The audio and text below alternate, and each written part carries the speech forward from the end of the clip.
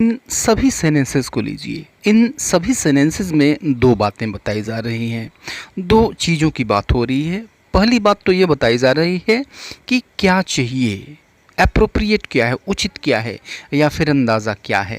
एक चीज़ तो ये बताई जा रही है। दूसरी चीज़ यह बताई जा रही है कि आपके अंदर कोई क्षमता होनी चाहिए, योग्यता होनी चाहिए, काबिलियत होनी चाहिए, आप सक्षम होने चाहिए। जैसे एक सेंटेंस को लेकर हम देखते हैं, जैसे आपको इंग्लिश बोलने आना चाहिए। तो एक तो चाहिए यानी समय को देखते हुए यह चाहिए, बोलने आना चाहिए, तो यह उचित है, यह एप्रोप्रिएट है। और दूसरी चीज़ हो रही है, काबिलियत की बात हो रही है। बोलने आना चाहिए यानी यह क्षमता आपके अंदर होनी चाहिए, यह योग्यता आपके अंदर होना चाहिए, आपको सक्षम होना चाहिए। तो दो चीज़ें हैं। तो अगर आपको ऐसे सेंटेंस बोलने पड़े एवरीडे इंग्लिश में, तो इन सभी तरह के सेंटेंसेस को हम बोलने के लिए इस स्ट्रक्चर का यूज़ करते हैं। सबसे पहले हम यूज़ करते हैं सब्जेक्ट, उसके बाद should be able to use करते हैं। शुड बी एबल टू के बाद हम वर्ब की फर्स्ट फॉर्म रखते हैं, उसके बाद हम एडवर्ब्स रखते हैं। वीडियो को अंत तक देखें अच्छी तरह से समझने के लिए। वीडियो अगर पसंद आता है तो इसको लाइक और सब्सक्राइब करते चलें। So let's get started. तो पहला एग्जांपल हमने लिया कि आपको इंग्लिश बोलने आना चाहिए, तो इसका हो जाएगा you should be able to speak English.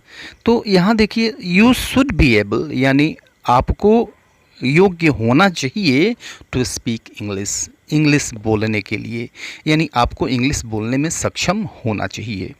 Second sentence हमने लिया है, तुम्हें अपने काम स्वयं कर लेना चाहिए। तो दो चीज़ें बताई गई कि आपके अंदर यह क्षमता होनी चाहिए, और दूसरी चीज़ कि आपको क्या कर लेना चाहिए, अपने काम स्वयं कर लेने चाहिए, यह क्षमता आपके अंदर होनी चाहिए। तो इसका हो जाएगा you should be able to do your work by yourself. You should be able to do your work by yourself. Next sentence लेते हैं, उसे अपनी समस्याओं का समाधान स्वयं कर लेना चाहिए। तो इसका हो जाएगा he should be able to fix his problems by himself. He should be able to fix his problems by himself.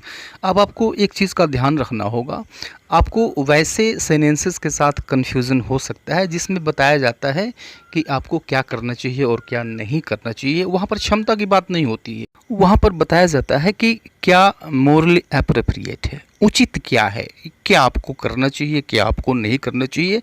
जैसे हमें गरीबों की मदद करनी चाहिए, we should help the poor. तो ऐसे सेंटेंसेस से आपको कंफ्यूज नहीं होना है। नेक्स्ट एग्जांपल हम देखते हैं कि आप बड़े हो गए हैं, आपको परिवार को सपोर्ट करना चाहिए।